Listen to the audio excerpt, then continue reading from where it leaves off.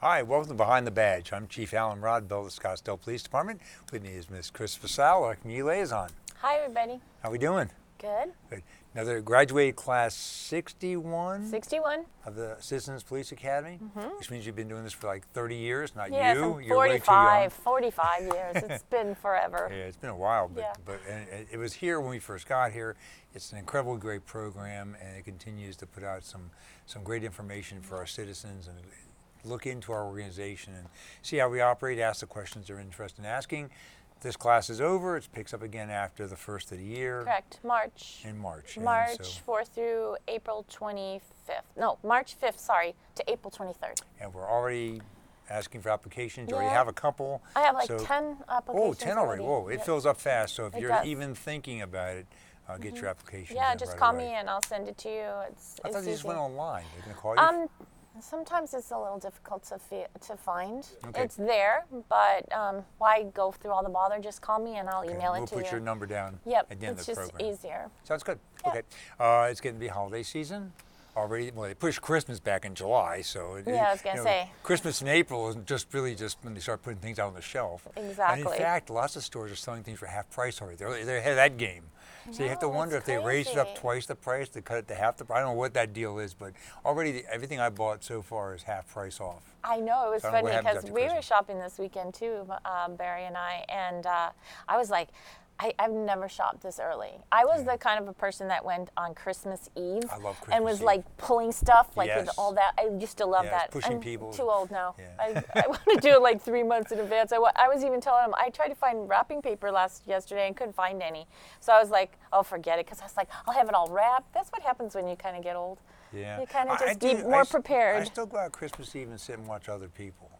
I just get the biggest kick out of that. It is I fun. do enjoy that. It is But anyway, fun. so it is holiday season, Yep. which means lots more visitors coming into the city, lots more traffic, and Yep. just be careful out there. You know, with Well, we have Thanksgiving first.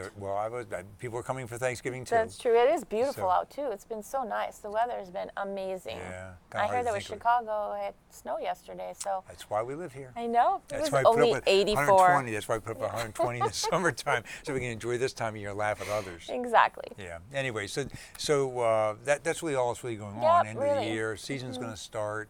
Expect the winter visitors to come. Oh, they're here. Along with the tourism, Yep. and so it's all pretty exciting. It's great Yep. stuff. Freeways have been a lot more congested as well, and I'm sure the PIOs can talk about that. And apparently, I believe last night or a couple nights ago, there was another driver that went the wrong way again, and there was an accident early this morning on the 51 of somebody driving the wrong way on the freeway. So people need to just really pay Yeah. attention to what they're doing. Yeah, scary. A couple officers were actually hit. Yes. So today we're talking, and you use the code PIO. And Oh, people yes, are going I to go, what love is a that. PIO? So Public Information Information Officer. Officers, and- We like those little sneaky kind of Yeah, words, don't we? yeah. Just symbols, alphabet. and some departments call it media officers, Yes. media. So it's our public information. Correct. It's where our news comes out of the office, and also a lot of the records requests go through this office. And so we have two guests with us today. Why don't you Right. introduce our guests? I would love to. I'm actually in the PIO office as well, so these are my teammates. We have three lovely Hopefully, guests today. We're all teammates, You but can be the guest. we have, I could be a guest I'll too. interview you as That's well. awesome. We have Sergeant Hoster to my left and Sergeant Reynolds also to my left. We'll do colors tomorrow. Yes, right. Okay, you did right, left today, colors tomorrow.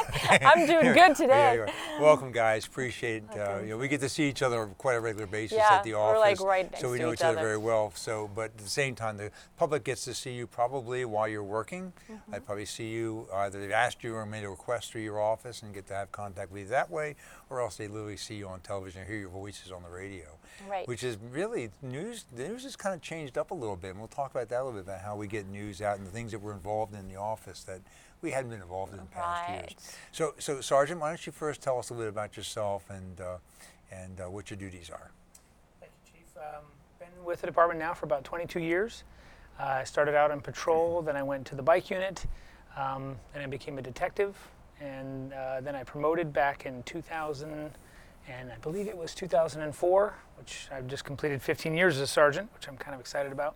But as a sergeant, I was on patrol, then I went to the academy and became an academy sergeant for a couple years. And then I was the bike supervisor before I came to this job. And I've been doing this job now for a little over 5 years. So. That's a wealth of experience and background in law enforcement to bring to this office, and it shows as you deal with the issues that you have to deal with. So thank you, appreciate you being here. And Brian, you've been here before in regard to cameras and the cameras that we use, the on-body cameras, and so you've kind of like sort of assimilated into the office to give us, I guess, some additional support in that office. But now you have a dual role. Tell us a little about yourself first. Yes, thank you. So I've been with the department now for 11 years. I started out my career in southeastern Arizona. I came here, again, 11 years ago. I've been in law enforcement now for 23 years, a sergeant for the last 5, and most of my time has been spent in patrol and investigations, and then for the last 4 years, I've also been managing our on-body camera program, as you mentioned. In January of this year, I had the good fortune to make it into the PIO office with Sergeant Hoster and Kevin Watts, who is our third member of our team who's not here today. So I've been learning that job alongside these seasoned guys who've been doing this for a while. You know, there's quite a bit of demand, I guess, on police departments and really any kind of government entity to make sure that we are responsive to the community's inquiries and questions. And so I know that we balance that with having to deal with issues as they are occurring. And that's a real delicate balance of workload, which our office handles very, very well. So let's talk first about the day-to-day operations in terms of when things are happening, how our office reacts. So basically on an average day, when incidents occur, the media will reach out to us because they're either hearing it on the radio or they're seeing the fire department run sheets, and they'll ask questions about the accidents that are occurring, or if we have a situation where we have lots of officers and there's a barricade or something, they'll reach out to us and we'll have to answer those requests. So the requests will come in, whether they call us or whether they come through email. We'll then reach out to the officers that are on scene and see kind of what information they have, and then we'll slowly start to answer those requests. If it's a tense situation where, say, someone has been hurt or perhaps killed, then we have to basically piece out the information, or release the information in pieces, because if we can't release the information too quick because the investigation is still ongoing. So we have to slowly release information while the investigation goes on. It's kind of a little action there. I imagine the balance of the frustration is that we haven't really always verified things, and we hear things too, and the media wants to know the facts, and we want to give them the facts, and at the same time it's like until we verify that information, it's very, very difficult for us to put information out because it could be wrong. And so I suspect there's a lot of balance there as well. The frustration of tell me what's going on, and we can't really tell you because we don't really know for sure ourselves. We've heard the same kinds of rumors. Yeah, I think society now wants the news at the speed of Twitter, which is instant, and sometimes we try to keep up with that. We do use Twitter to get out our information, to get out road closures or hazardous situations, but sometimes cases require us to release just a little bit of information while we investigate and gather that information, because if the news or the public goes out with a story and it's not true, we have to be confirmed on our end before we release information. Plus, I think people understand if you're driving and there's a whole area that's quarantined off for some reason or not. It could be anything. It could be a hostage. It could be a terrible crime, or it could be a car accident or weather. The PIOs are dispatched to that area as well, and they triage the area to keep the public out, keep everybody safe, and you're kind of the bridge between the investigators and the media, because then of course the media shows up, and then of course there's just a whole big information display with each other. But that's an important role too, because you always go on all sorts of things, school problems, active shooters. Just give us some of the calls that you go on when you triage these kind of situations. Well, like I said before, I mean, if it's a barricade situation or a shooting of some sort, we will get the call and we will go out to the scene and we will meet with the investigators, all this at the same time, letting the media and the public know through Twitter or through our email channels what information we have. So we'll get out there and we'll let them know that, hey, this area is basically being used by the police, please avoid it. And then we try to let them know what we're dealing with. Hey, we're dealing with a shooting, and there's not a threat to the public, but we're going to give out more information when we have it available. And then after we've met with investigators and we're not releasing information that might hurt the investigation, we start to release information that the public can then use to kind of put it all together and understand what's happening. And that's when the public will see you on TV and where the live feed is going on as well. And that is a 24/7, 7 days a week kind of thing too, isn't it? It just doesn't happen in the daytime. Yeah, no, we once we leave the office during the normal week, we live with our phones in our hands, because if something's happening on the weekend, we're still working. So, and another important fact is that, you know, in the 5 years that I've been doing this job, social media has grown exponentially. So not only are we releasing information to the media through email and phone calls, we're also releasing information through Twitter, Facebook, and now we're finally on Instagram this year. And so we're trying to reach more people through different social media platforms to get information out to a wider variety of the public, or wider breadth of the public. And it's almost certain that that's going to change continuously. Yeah. As technologies change, different platforms change, we're going to have to adjust ourselves to meet those demands of those changes. And so it is a different world. Again, we often talk about how the newspapers would do the story, write the facts. Exactly. Exact newspaper. For those folks at home, they know what a newspaper is. Their grandchildren aren't necessarily watching. They may not know, but you know, in the old days, it took 3 days to get the story. And today people want the information right away. And today people weigh in on the story that aren't even in the neighborhood, aren't even in the city, aren't even in the state, may not be in America, could be completely across the world, typing in their opinion, and their opinion suddenly becomes a fact. And that's, or it's the perception of the fact, and it becomes the truth. Exactly. And that's a real challenge for us, because you want to put out the truth, you want to put out the real information, but at the same time you probably find yourself reacting to some of that, and people are just not necessarily accepting that as the accurate information. Correct. It's a real challenge for you guys. And plus, along with that, you also have a little bit of responsibility for the reputation of the police department and the things that are going on in the police department, whether we're reaching out in the community and dealing with community issues, or whether we're doing a public safety kind of event. You have some responsibilities out of your office for that as well. Yeah, so working with Chris on a lot of that too, we put out the good things that our officers are doing in our community interaction. So with social media, we're able to, you know, put out photos of our officers changing tires or interacting with kids, giving out stickers or candy. I mean, some of those positive interactions, those also are a great way to use social media in those platforms. So, and I failed to mention earlier that it's not only just Facebook, Twitter, and Instagram. We're also using Nextdoor, which is a neighborhood application that people can sign into. We don't have the ability on Nextdoor to look into people's profiles. We just have the ability to add information, and then the Nextdoor neighbors can communicate themselves. Tell us how that works, because that is something for our community. And we do work with city employees as well, Yes. and our neighborhood services division. Absolutely. So if I want to get on Nextdoor, what do I do? Nextdoor that's their own company. They have their own app, so you just go in and sign in, create an account, and they will verify that you live within a certain area, so that you're in part of a neighborhood. And they've allowed the police department and other members of the city to come in and represent the voice of the city. So we represent the police department. We can come in and we can say, please send the message to all the people within our city. And then we can do that, and we can talk about traffic delays, or holiday tips like we did just recently for Halloween. Talk about what kids and families can do for staying safe on Halloween and things like that. So. And that is a powerful tool because, and I'm sure you've been involved in this as well, Sergeant Reynolds, but the neighborhoods, they tell each other a lot of stuff about what's going on in the neighborhood, correct? Absolutely. Yeah, they're constantly in communication with one another. And like Sergeant Hosser said, we're not generally part of that conversation, but it's helpful for us to be able to put out information that they then can talk amongst themselves about, and then in turn ask us questions on. Correct.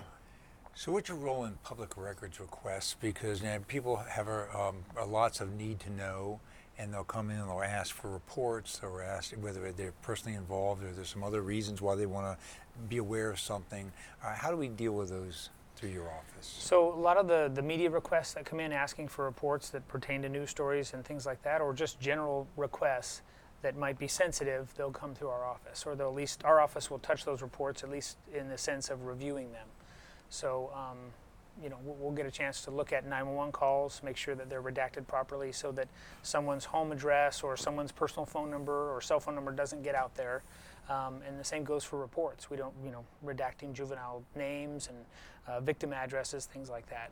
And the big thing that Sergeant Reynolds can talk about is the addition with the on-body camera. For that. Having to release on-body camera and having to make sure that certain redactions are done. I'll let him speak to that a little further, but that becomes a bigger part of us being involved. It really just comes down to quality control. Like Sergeant Hoster was pointing out, we want to make sure that we're all part of a team, and while the folks that are doing the redactions are working hard to make sure that everything gets redacted properly, it sometimes is helpful to have another set of eyes taking a look at it to make sure that nothing got overlooked.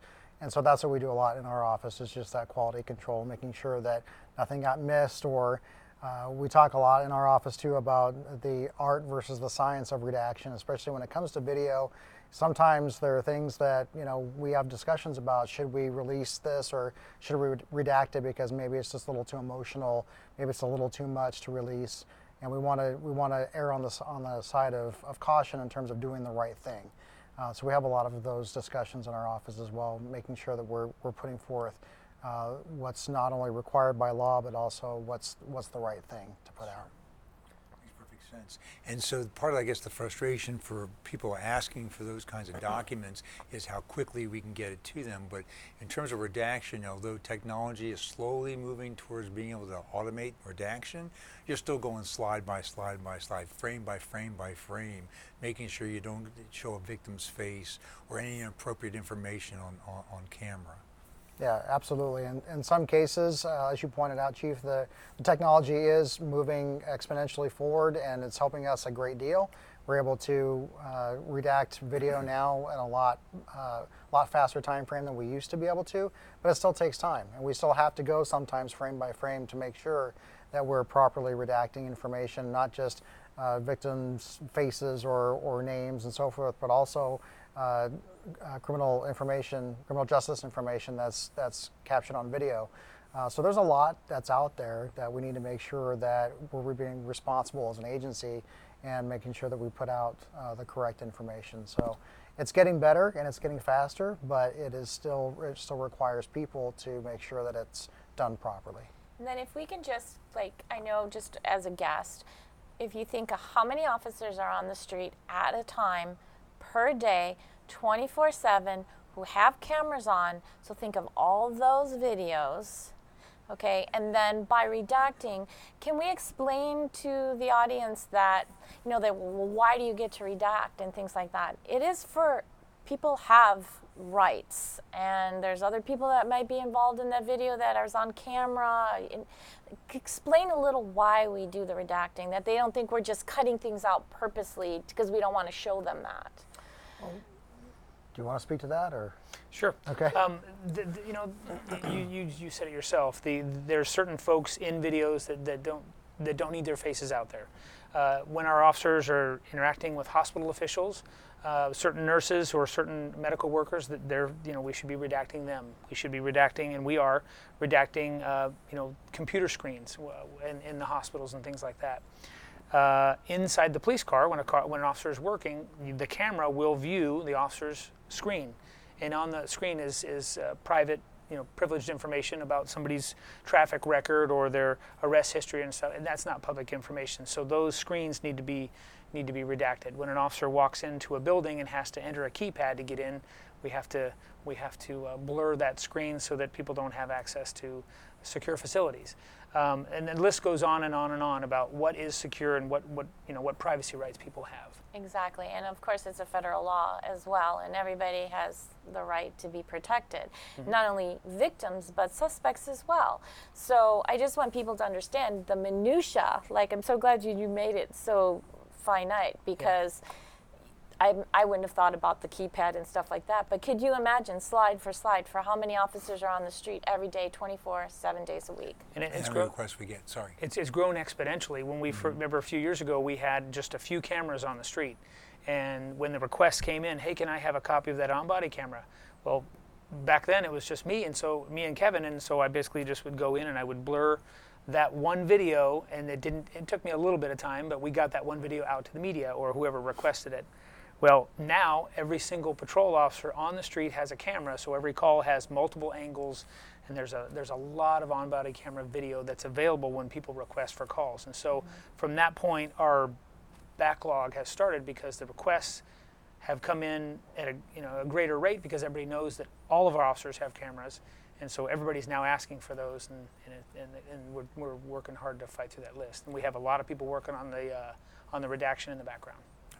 And hats off also, we get a little help from the courts, because when cases go to court and there's redaction requests, they're actually responsible for that. So this is a whole new cottage industry that's come up as a result of having cameras on officers, which is a great idea and has been wonderful for us. Yeah, we're so for it. So we love the idea, but the offshoot is that how quickly can we be responsive to requests? Correct. And although we probably put media requests up pretty high because we recognize that that's what they need for their business, and it's everybody's best interest to have information out there and not frustrate people, we still have a little bit of a backlog, and that's the reality. Yep.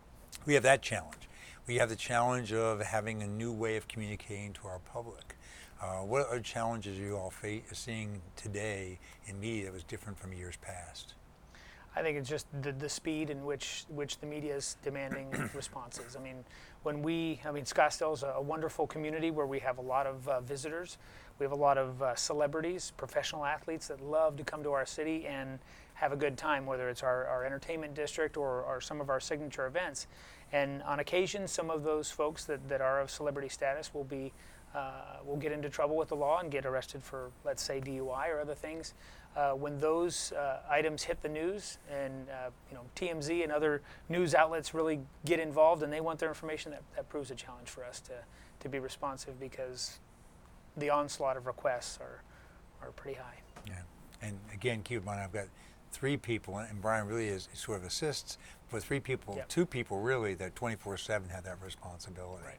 And so it's pretty awesome burden. At the same time, we don't receive a lot of complaints for not being responsive. No, our backlog's not very long. Yeah, which is pretty impressive. I thank you for that. And then also with my office, you guys are totally partnerships with me. I mean, like, you help me with the Chiefs Award of Excellence and our promotion and our retirement ceremonies and our public education programs and the Citizens Academy. And there's a bunch of public programs that come out of our office through the chief that we have to make sure is done correctly and on time and responsive to our citizens as well. So we have that whole entity on the public information office as well. Yeah, I mean, it seems like once every month or 2 months we're doing an awards ceremony or a promotion ceremony or a retirement or bringing in new folks and having a new employee a meeting or ceremony, and so we're involved in all that as well. And our community engagement groups as well. So Yeah. each district has a community engagement group that's for those. And then I have mine, which pulls from the other 4 and then adds some additional folks there that have bigger than just City of Scottsdale viewpoints in terms of what's going on within our city, but also within the valley. And that's a huge commitment of time to coordinate all that as well and make sure that they're Right. getting the information they need, plus scheduling. And then I guess the only other thing that we also partner with a lot of our city partners, in the public office for the city mayor, the neighborhood services people. I mean, the fire department, we do a lot of stuff with the fire department as well. So our reach reaches not only within the department and the community and the media, but also within the city. We're busy, Chief. Yeah, I hear that. I know that. So I just want to tell you guys how much I appreciate the work that you do, because you are staying on top of things with a reasonable amount of understanding that we cannot be doing everything at all times for everybody. But I think it's a great balancing act, and you guys have been just phenomenal doing that. I'm very, very proud of the PIO's office. I do know that there's always constant issues coming up that we have to address. Citizens want all the information. They want to know what the illness was, and I just recently read that, hey, you can't put that information out because that's private information. You can only say that someone was injured. You can't go in the depth of the injury. So there's constant, nuances and new rules and new ways of communicating, and so we're trying to stay on top of that. So you had to learn social media, something that none of us really grew up around. and now we have to be responsive to social media demands and expectations, and so we have to learn new ways of doing business. And so probably nowhere else do you see more change in ways of doing business than how we inform our public. And there'll always be additional changes in the future. Yep. So, thanks for all you guys do. Appreciate it very much. Thanks for being our guest. Thanks for being here. Thanks for having us, Chief. Chris. Thank you. Well, that it? Next month we have to get dressed up. We'll have maybe you can get be my Santa red Claus. nose again. Yeah, I you get can my be red Santa nose on Claus again. next month. Can you believe the end of the year? We'll talk about that next month. Folks, thanks for being with us in this particular issue of Behind the Badge, and we look forward to seeing you next month. And until then, please be safe and happy Thanksgiving to everyone. Thank you. Bye.